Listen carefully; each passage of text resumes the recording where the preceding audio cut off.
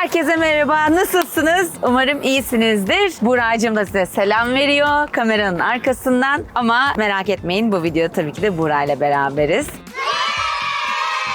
Ne yapıyoruz biz Buğra'yla? Las Vegas'a gelmiştik. Buğra'nın işi için bir fuar vardı. 2 gün boyunca Buğra fuara gelecekti. Ben de dedim ki hazır Buğra Las Vegas'a kadar uçmuşken gel seninle Los Angeles'a gidelim dedim. Ama bunu da uçakla yapmayalım, Las Vegas'tan araba yolculuğuyla yapalım dedik. Biz daha önce bu yolculuğu yapmıştık. Los Angeles'tan Las Vegas'a yapmıştık. Şimdi tam tersi istikamet Las Vegas'tan Los Angeles'a yapacağız. Ve bu yolculukta da durabileceğiniz çok güzel yerler var görülmesi gereken. Onlardan bir tanesine biz şimdi geldik. Seven Magic Mountains'a geldik. Nevada'da çölün ortasındayız. Güneş yakıyor, kavuruyor.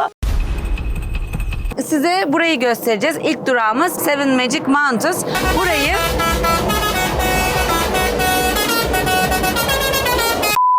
yılan falan çıkmasın. Biliyorsunuz çöldeyiz ve en çok burada çıngıraklı yılanlar var ve akrepler var. Her an görebiliriz, her an bir yerden çıkabilir. Yolumuz normal şartlarda eğer hiçbir yere durmadan gitsek 4 saatlik bir yol Las Vegas'tan Los Angeles downtown'una, Hollywood'a diyebilirim. Veya Beverly Hills, nereye gidiyorsanız yan yanalar zaten. Ama şimdi yolda çok keyifli duraklarımız var. Dolayısıyla yol ne kadar sürecek merak ediyorum böyle gittiğimiz zaman. Tam ben uçak biletlerine bakarken Ceyda arabayla gidelim, o yolu bir daha görmek istiyorum dedi. Çünkü böyle çöllerden, dağların arasından gidiyorsunuz. Bir anda Los Angeles'a gelince işte çiçek böcek başlıyor veya bir anda şehir çıkıyor. Çok keyifli, güzel bir yol. Normalde bizim çok Florida'da alışık olmadığımız tarzda bir yol olduğu için benim de hoşuma gitti fikir. Arabayla bu yola hep beraber, sizle beraber çıkıyoruz.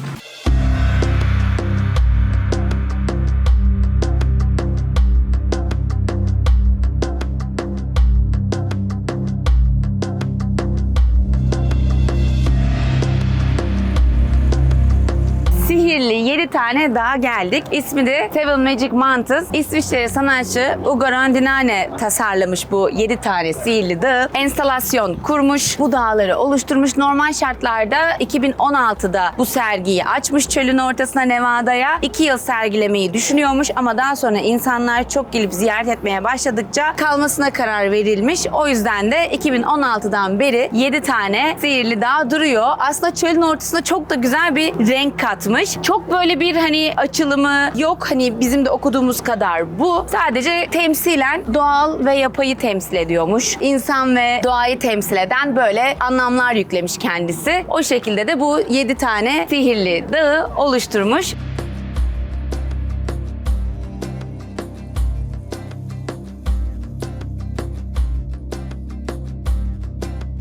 Dünyanın en komik olayı başımıza geldi. Kamerayı kapatmıştım. Keşke açık olsaydı.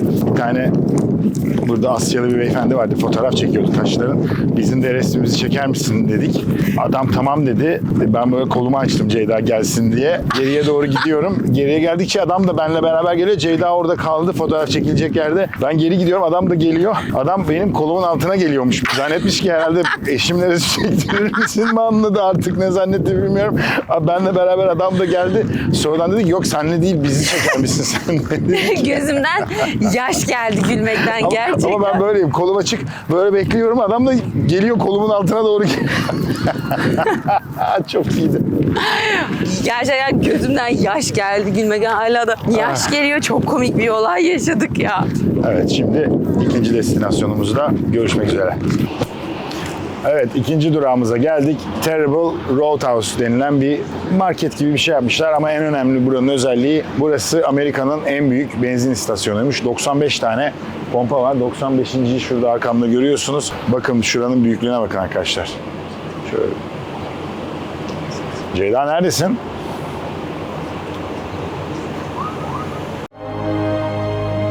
Dinozorlar çağından kalmış gibi. Komodo ejderi. Evet. Ceyda kamufle mi oldun hayatım orada? Ne yapıyorsun? Sıcaktan kendimi ağacın gölgesinin altına attım ama gibi oldu değil mi böyle? Arizona kertenkelesi. Bu kelemun renk değiştirir, ağacın şeklini alır ya, o şekildeyim şu anda. Gerçekten sıcaktan bayılacağım. White Castle hamburgerci var. Yine o da In-N-Out gibi sadece bu bölgeye özel, bu kıyıda diye ben biliyorum. Başka yerleri açmıyorlar diye biliyorum. Hoş geldiniz diyorlar. Gayet mutlu herkes. Bayağı büyük market. Evet. Bu nedir bu araba bilmiyorum. Bu arada çocuklar için bile küçük oyun alanı yapmışlar galiba. Ha, buranın bir özelliği var. Evet, uzaylıların yaşam bölgesine geldik. Bizi arkadaşımız Uzay Can karşılıyor. Yakarız bu gezegeni, yakarız! Aa ne kadar güzel araba. James Bond. James Bond'da kullanılmış mı bu acaba? Evet kullanılmış. Bahamalarda junkyard'da bulmuşlar. Hurdalıkta. Burası şekerci şu anda. Buranın şekerci Evet, bölümü. mesela çocukları Acaba ben bir tane hamburger yesem mi buraya kadar gelmişken? yiyebilirsin. Gerçekten yiyecek misin? Evet yiyeceğim. Bir tane bir parça hiç patatessiz falan. Bir tane bir şey deyip patatesini saydı, hamburgerini saydı, her şeyini saydı. Sizin için yiyorum diyebilirim. Çünkü White Castle'ı dediğim gibi filmde meşhurdu. Amerika'da çok fazla yerde olmadığı için buraya geldiğinizde bile çok fazla bulabileceğiniz bir lezzet değil. Eminim merak eden çok vardı. Film çok meşhurdu çünkü. Böyle ufak ufak 4 tane geliyor minnacık. orijinal menüde, evet. Ben de patatesini yiyorum senin. Ye, Ben afiyet yemek olsun. yemek istemedim çünkü yola çıkmadan önce Bakayım önce patatesi. atıştırmıştım bir şeyler kahvaltı. Minicik. Ama çok güzel. Çok değişik bir tadı var. Afiyet olsun. Daha önceki Las Vegas videosunda In-N-Out'a gitmiştim biliyorsunuz. İzlediyseniz. Tabii ki bir In-N-Out değil. Yani burada hamburger yenecekse bu kıyıda tabii ki In-N-Out'ta yerim ama bunu da görmüşken yolda yiyeyim. Bence ben bütün videolarda o kadar çok yemek yiyorum ki Yemek gurmesi oldum. bence bu kanalımda Buğra'yla Amerika'yı yiyorum. İkincisi. Dediğim Kaç gibi, tane aldın Buğra? menüde 4 tane geliyor. Vergisiyle beraber 10 nokta küsür dolara 10 4 dolara. tane böyle ufak hamburger, bir tane patates kızartması, bir tane içecek geliyor. Ne içerseniz ve bu içecek sınırsız. İstediğiniz kadar koyabiliyorsunuz. Evet arkadaşlar, biz şimdi uzaylıların bölgesine geldik. Özel izin aldık. Kendileriyle tanışacağız.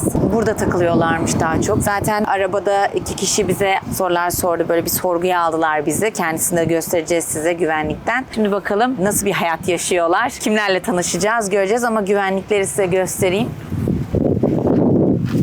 Teşekkür ederiz bize böyle bir izni verdiğiniz için diyoruz. Yak kardeşim yak. Yak bir kendine gel ya. Allah Allah. Devlettiği şeye bak ya. Anlaşıyoruz biz böyle telepati yollarıyla. Şimdi onların bölgesine giriyoruz.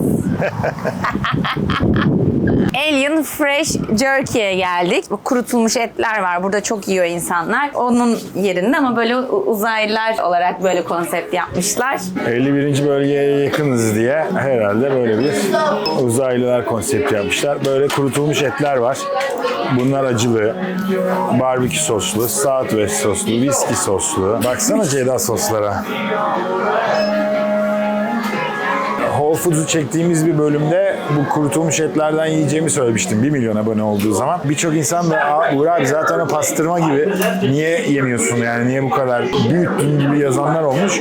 Evet tabii ki kurutulmuş et pastırma gibi biliyorum ama burada farklı soslar yani Amerika'da yapanlarda çok farklı soslar var. Pastırma gibi değil bizim alıştığımız baharatlar değil. Bir de arkadaşlar her şey tabii ki sunum.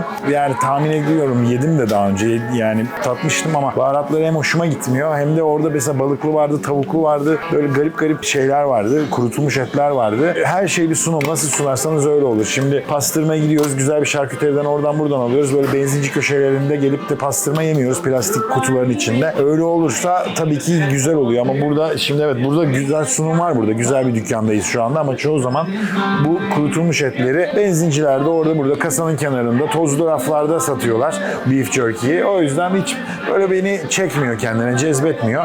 Ama böyle bir yerde olursa buradan alıp yiyebilirim. Evet, bütün bir paket almam ama ufak bir örnek varsa tabii ki alırım. Ne yapalım biz de YouTube işine başladık. Siz ne yapıyorsunuz bu bölgelerde? Nasıl geçiyor günleriniz çölde? Hı? Ses ver Adana, zirveden selam. Durmak yok omi, patlamaya devam. Hadi biz yolumuza devam edelim. Aynen. Siz de bölgenizde rahat rahat huzurla takılın. Evet yeni durağımıza geldik. Hem de bizim için mola olacak. Yemek yiyeceğiz burada. Peggy Sue's Diner adı. Yapılması gereken yerlerden bir tanesiymiş. Biz de o yüzden hem burada yemek yiyelim hem de bakalım dedik. Çünkü 1954 yılında kurulmuş. Hala 50'ler konseptiyle devam ediyorlar. O yüzden içerisini çok merak ediyorum. Bir de yemek yiyeceğiz. Güzel bir yanı olacak. Bu arada biz çok keyif alıyoruz.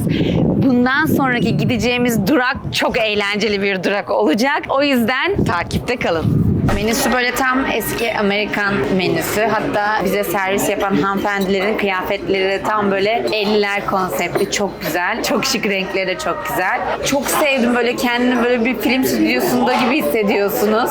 Duvarlara astıkları tablolar, filmler, sanatçıların fotoğrafları, böyle çok güzel, küçücük bir müzeye girmiş gibisiniz. Hatta bakın böyle eski dergileri var. Bakın saklamışlar. Çok güzel. Yani çok sevdim. Tavuklu sandviç söyledim. Yanına da 2 tane opsiyon seçmem gerekiyordu. Salata söyledim. Sandviçin önünde salatayı direkt getirdiler. Böyle koydular önüme. Ama konsept olarak çok iyi. Hatta 24 saat açıkmış burası. Ben de çok sevdim burayı. Bayağı keyifli. Tarihte yolculuğa çıkmış gibiyiz şu anda. Renkler, dediğin gibi duvarlar, şu bu, insan. Yani o kadar güzel yapmışlar ki konsepti. Hiç bozmamışlar. Yemekleri merak ediyorum. Yemekler içine çok güzel yorumlar okudum. İnşallah dedikleri gibidir. Acıktık çünkü hakikaten. Çok garip yerlerde yerleşim yerleri var. Hiçbir şey yok mesela. 3 tane 4 tane ev var. Sonra bir tren gördük. Kilometrelerce uzun bir tren gördük falan. Enteresan, güzel bir, keyifli bir yol geçiyor benim için. Benim için de.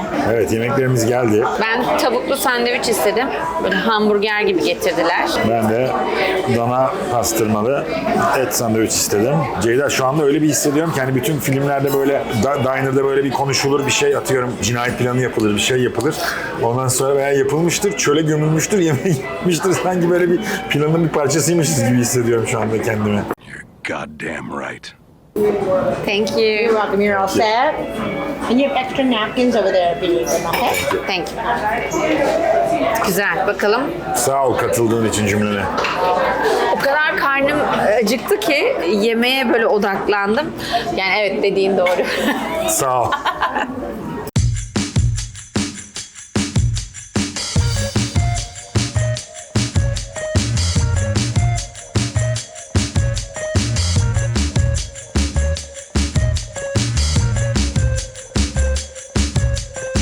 Restoranda fişi ödediğimizde şöyle bir küçük fişnatlı kağıdı verdiler. Bunu verince şeker veriyorsunuz. eating today. Tüh veriyorsunuz dediler. Ben de hani farklı bir şey verecekler zannettim. Benden önce bir hanımefendi geldi. Thank you. Thank you.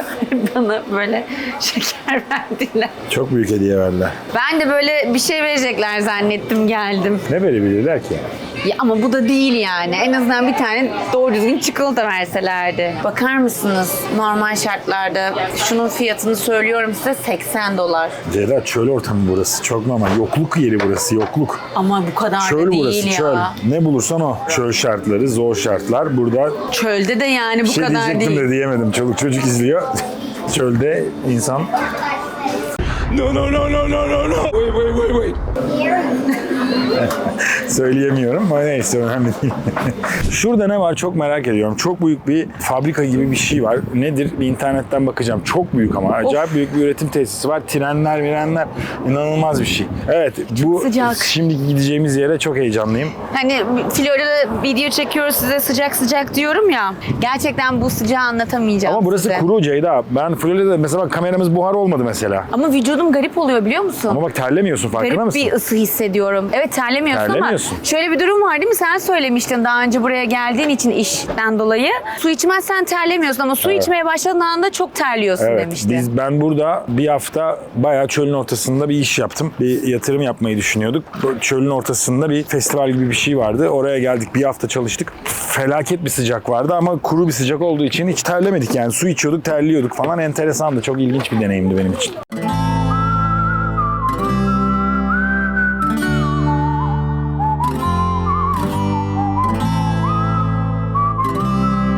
Burası çok heyecanla beklediğim bir yerdi. Calico Hayalet Şehri, Calico Ghost Town. 1800'ün sonlarında gümüş madeni olarak çalışıyor, faaliyet gösteriyor. Daha sonra gümüş değerini kaybedince burası kapanıyor ve çok uzun yıllar boş kalıyor. 1950 senesinde bir yatırımcı satın alıyor burayı. Yakın zamanda da Arnold Schwarzenegger Kaliforniya valisiyken burayı hayalet şehri olarak tanımlıyor ve bir anda turistik bir alan haline geliyor. Bazı şeyler orijinal, bazı şeyler sonradan yıkıldığı için orijinaline uygun olarak restore edilmiş. Gezelim bakalım beraber.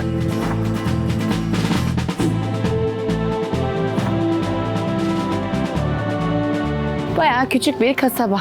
Evet, şuradan bir girelim istiyorsan Ceyda. Orası hediyelik eşya dükkanı. Hediyelik eşya ama her şey tabii tarihi olduğu için baksana kapılar mapılar ne kadar orijinal ya, inanılmaz bir şey. Las Vegas tarafı denince Kızılderililer geliyor insanların aklına. Çünkü bu bölgelerde yaşadılar. Hala da yaşayanlar var. O yüzden onların simgelerini, aksesuarlarını Evet, çok basamak var. görürsünüz. Abi ne kadar güzel. Eski gaz lambasını çevirmişler, elektrikli yapmışlar. Nostalji. Öyle değil galiba. Öyle ses çıkmıyordur eminim. Ha öyle doğru tutma ama biraz daha yaklaştıracaksın bence. Nasıl çalıyorlar bilmiyorum.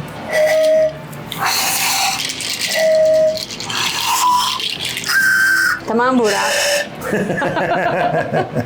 İnanılmaz güzel ceketler Giysene var. bir tanesini. Kaç paraymış? $418. Ama gerçek Ama cekete ceket yani. ceket de ceket.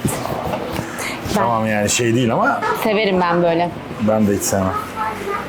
Biliyorsun benim ceket tutkunluğum var ve bot tutkunluğum var ve çok severim. Eğer bu dükkandan bir şey çalarsanız polis arabasında bedava bir sürüş hiçbir şeyine değer ne deneyiminiz olur diyor.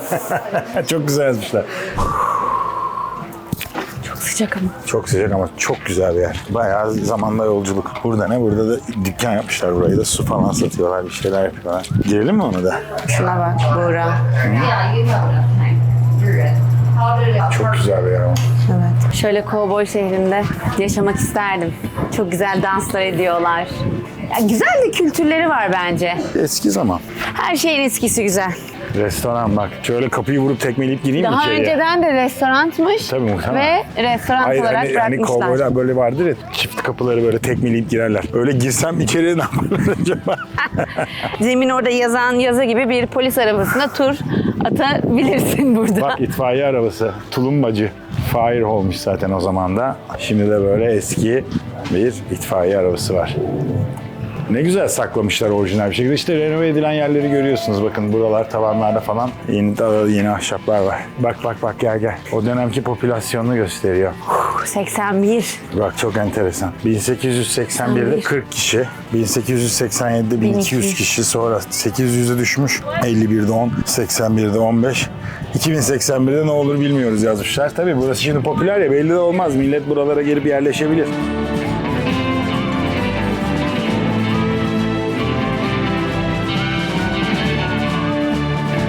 Eski eczane var mı giriş? Var. Kapıyı görüyor musunuz? Şu anda bar olmuş. O dönemden kalan soba. Silahlar. Vay. Hay. Neyi seviyorum biliyor musun? Neyi? Amerika'da olsun, birçok Avrupa'da olsun. Bazı yerleri böyle turistik alana çeviriyorlar ama dokusunu da bozmuyorlar. Ya da eski böyle tarihi olan yerleri hiçbir şekilde bozup dokusunu bozmadan restore ediyorlar. O yüzden o değeri seviyorum. Bizde de peri bacalarına pimapen takıyoruz. Düşünün yani Maalesef. bizdeki değerler de Maalesef. bu şekilde oluyor. Ya da restore ediliyor, bambaşka hal alıyor. O yüzden aslında bizim de tarihimiz aslında o kadar güzel bir tarih ki, o kadar korunması gereken yerlerimiz var ki koruyup şu hale getiremiyoruz. Bu da çok üzücü bir durum. Bak köpek eviymiş burası da. Girelim mi? Gel bakalım neymiş. Köpekler için hediyelik eşya olabilir. Evet, köpekler için dükkan. Evet, burada enteresan bir şey yok ama. Gerçi enteresan çünkü sonuçta burası bir park ve köpekler için de düşünülmüş ve Ay, tavuk ayakları var. Bakın bu tavuk ayağı, bu da ördek ayağı. bu da ördek. Etrafında açık madenler varmış. Fakat lütfen görürseniz de girmeyin, çok tehlikeli yazıyor. Uyarılar var. Bak mesela şuradan giriş var ama zaten kapatmışlar. Girişlerden bir tanesi. Bak orada merdiven yapmışlar. Belli bir bölgede. Mars'a çıkıyoruz. Buradan gel. Yok, buradan da çıkış yok mu? Oradaki taşlarda ayakların Peki tamam. yani bileğin Burada burkulabilir. zaten merdiven varmış şey daha bir saattir. Biz Ama buradan geldik. Burada merdiven varmış. Yanda köprü varmış ve buradan geçelim o zaman. Allah ne uğraştırıyorsun bizi burada? Ne uğraştırıyorsun burada? Köprü var diyorsun bana. Neden tırmandık buraya? İşte bakıyoruz tepeden. Vay. Tepeden bakış açısı. Evet arkadaşlar. Biz Türkler olarak Mars'a geldik. ilk YouTube kanalı. YouTube kanalı Mars'a Salla salla. adım bastı. Gerçekten yenik düşüyoruz. Mars'ta şartlar çok zor. Gel. Gel. Tutundum taşa gel. Şimdi izleyenler var bizi. Yürü.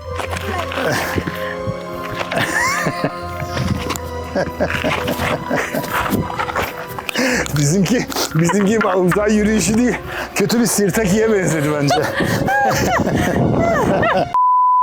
Mars'taki ilk ev biz inşa ettik. Buradaki olanaklarla bunu kurduk. Bence yaşam var. Yanımızda gereken tahta getirmiştik. Lazım olur diye. Şuraya patates filan ekeceğiz arkadaşlar. Suyu da evin önüne kadar getirdik. Gördüğünüz gibi biraz evvel Ceyda'nın bulduğu suyu. Elektriği de çözeceğiz. Bu işi yapacağız. İnanıyorum. Evet biz şu anda trene gidiyoruz. Evet. Bileti buradan 2:10 alıyoruz. geçeymiş tren. Saat kaç? 2:10 geçe. Saat 1:30. Ne diyorsun ya? Yarım saat beklememiz gerekiyor. İstiyorsan onun yerine gel şeye girelim. Trenle gezeceğimize. Madene girelim istiyorsan. Trenle gidilmiyor mu? Hayır. Madene buradan yürüyerek. Madene girelim. Madene girdik. Bu ışık ne ya? Madene girdim. Bu ne hal? Madendeyiz hayatım. Önümü görmeye çalışıyorum. Eski orijinal bir gümüş madeni. Bakın. Evet burada. Aslında ne zor hayatlar, şartlar, çalışma. Böyle madene girdik. Eski bir maden. Ama tabii ki burada yıllar önce çalışan insanlar tabii ki de bu kadar rahat bizim gezdiğimiz gibi hareket etmiyorlardı. Ki bütün maden işçilerimizin emekleri ödenmez. Maden işçiliği olduğu yerlerde gerçekten madenlerimiz iyi denetlenmeli. İnsanlarımızın sağlığı, güvenliği sağlanmalı. Biliyorsunuz ki tedbirsizliklerden dolayı birçok maden işçilerimizi kaybediyoruz. Birçok aile evlatsız, babasız kalıyor. O yüzden biz şimdi böyle geziyoruz ama asıl bu konulara dikkat çekmemiz gerekiyor. Daha çok tedbir almalıyız çalışanlarımız için. Düşün şurada biz 10 dakika duramazken insanlar her gün saatlerce Ki bu çok yerin altında bir maden değil. Yani Evet. dağın altında öyle bir maden. Bizdeki o kömür madenleri falan felaket. Bak Ama burada gerçi tabii iniş var. inişleri var. Bak taşları taşıyorlar. Dinamitler aşağıda. Bu ne böyle? Dinlenme yeri mi bu? Evet galiba. Vay. Burası polis ofisiymiş. Böyle Şerif. bir şey. Aynı şey. Bıraçma aynı şey. Herhalde bir suçlu olduğunda biri bir suç işlediğinde muhtemelen burada tutuyorlardı. O zamandan kalma. Açık hava hapishanesi. Aynen açık hava hapishanesi gibi oldu. Ya, Allah düşürmesin. tabii canım. Ne hayatlar, ne hayatlar canım. arkadaşlar ya. Bak buradaki Berber. o dönemde kullanılan eşyalar. Berber işte. Daha önceden berbermiş ama Berber burayı koltuğu. böyle mutfak eşyaları o dönemden kalan. Çamaşır makinesi bakın. Burada çamaşır yıkanıyormuş. Chinese laundry. Niye Chinese laundry acaba? Çinliler gelmiş. Ve o dönemde bile Amerika çamaşır makinesi satmışlar. O dönemde çocukları yıkıyorlarmış galiba. He. Burası da aynı küvet mi? Çok enteresan. Dama oyunu bak. Evet. Herhalde burada gösteriler yapıyorlardı. Değil.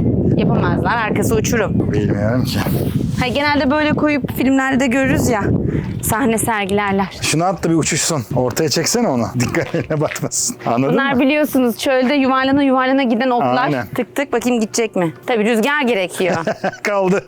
Rüzgar yok. Böyle gittiğini düşünün. Böyle gidiyor. Burası da kapalı galiba. Girilmiyor. Fotoğraf makineleri var. Fotoğraf stüdyosu. Öyle mi? Bak eski fotoğraf makinesi var. Girilmiyor Ben hayatım. çalıştım ama yemedi. Yo buradan giriliyor galiba ama öğlen Yok, yemeğine öğle yemeğine gitmiş. gitmişler. Döneceğim yazmış. Öğlen yemeğine gitmiş. Bakın bu çöldeki tehlikeli yılanlardan. Çıngıraklı yılan çok meşhur Burada, evet bu bölgede. burada. Bazıları da ciddi bir ısırıkta öldürücü derecede riskli yılanlar var.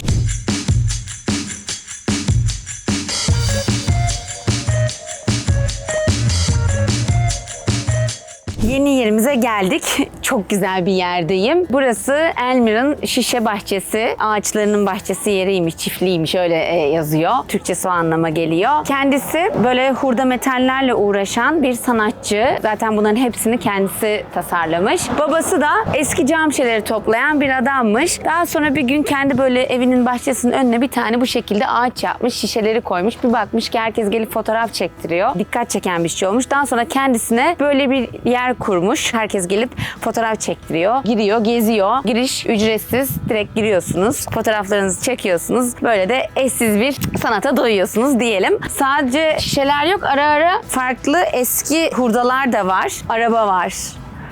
Soba var. Farklı farklı materyaller var. Ama değişik yani.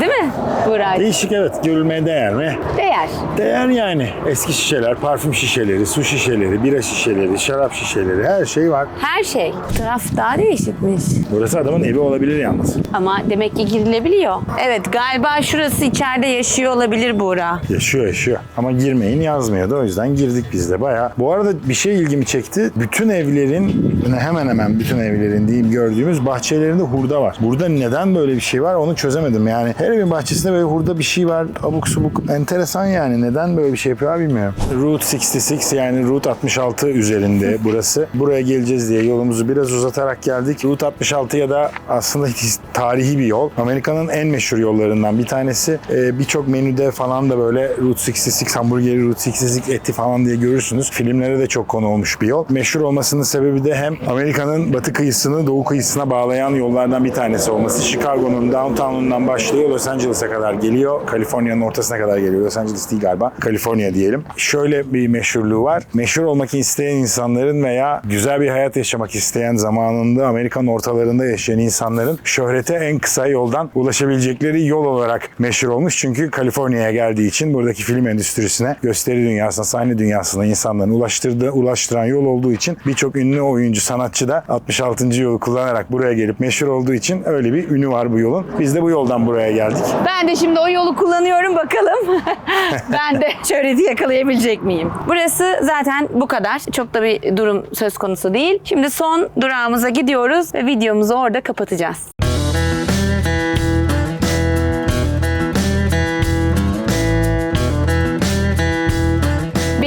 Son durağımıza geldik. Antik Station'dayız. Antika istasyonuna vardık. Burayı da merak ediyorum gerçekten. Bayağı büyük bir yer. O ilk girişi var oradan. Burası var ve komple böyle bir plaza.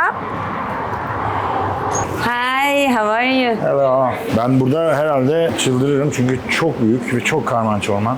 Hiç benim görsel gözüme göre değil. Ben burada kendimi kaybederim. Ben sabahtan akşama kadar gezerim. Hayır, bazı insanlar vardır ya böyle samanlıkta iğne bulur gibi o iğneyi bulur. Bende de tam tersi.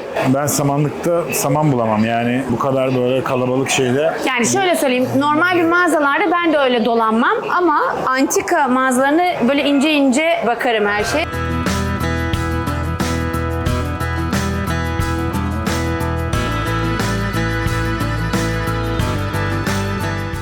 Ceyda, çok ilginç bir şey gördün mü? Ben görmedim daha. Var aralarda. Ama çok eski bir şey yok yani öyle antika diyeceğim bir şey yok. Yani genelde 60'lar falan yani gördüğüm en eski, daha eski yani bir şey görmedim. Şöyle bir şey, biz değer olarak belki anlamıyoruz ama buraya bir değerini bilen biri gelse bence bir sürü şey çıkartır. Ben genelde şöyle düşünüyorum, bu kadar değerli olan bir şey zaten adamlar kendileri değerini bildiği için tip bir dükkana kalmaz diye düşünüyorum. Yanlış düşünüyor olabilirim. Bak koltuklara, $695. Tam antika, böyle eski. Anneanne babaanne evi huzuru veren eski kumaşlardan bir koltuk. Çok eski gelinlikler var. Duvara asmalık tabak aradım. Hep böyle bulayım. Ama bir türlü böyle güzel bir tabağa denk gelemedim. Hatta çocuk bölümünde var. Çok güzel tabaklar var ama tabaklardan böyle ürktüm, böyle güzel bir hissiyat vermedi bana. Tatlı okula giden çocuk fotoğrafları falan var tabakta ama bir hissiyatı hoşuma gitmedi. Çok iyi. O yüzden almadım. Evet, artık videomuzun sonuna geldik. Rotamızın da sonuna geldik. Ay, arı var. Griffith Observatory'e geldik. Los Angeles'ta en tepe noktası, tüm Los Angeles altımızda. Bu videonun kapanışını, yeni Los Angeles videomuzun açılışını yapacağız burada. Normalde 4,5 saat olan bir yolu YouTube'da çekelim diye 9 saatte tamamladık. Yorulduk. Ayağımızın tozuyla da buraya geldik. Burada da önümüzdeki hafta yayınlanacak olan videomuzun açılışını yapacağız. Ve otelimize gidip biraz dinleneceğiz. Yarın çekim yapmaya devam edeceğiz. Evet, vallahi gerçekten çok yorulduk. Yani 4 saatte geleceğimiz yolu gerçekten yürü çöl sıcaklarında bir anlamda yorulduk. Ve Los Angeles'a sağ salim vardık. O yüzden ne diyoruz? Bizi takip etmeyi unutmuyoruz. Vallahi bakın, videoları az çok sizin için çekiyoruz. Hani kendimiz için evet anı biriktiriyoruz ama ekstra bir çaba sarf ediyoruz. Sizler için, sizlere göstermek için. Siz de istiyorsunuz şuraya gelin, buraya gidin, burayı çekin ama biz de buna bir emek harcıyoruz. Bunun da karşılığında güzel güzel kalpleriniz gerekiyor. Takipleriniz gerekiyor değil mi arkadaşlar? Ne yapıyoruz? Bizi takip etmeyi unutmuyoruz. Umarım bu videodan keyif aldınız. Bora artık yorgunluktan bayılacak. Ben de enerjiyim ama enerjik halim var ama çok da yorgunum. O zaman hepinizi kocaman öpüyoruz. Ve devamındaki Los Angeles videomuzu da izlemeyi unutmayın. Bye bye.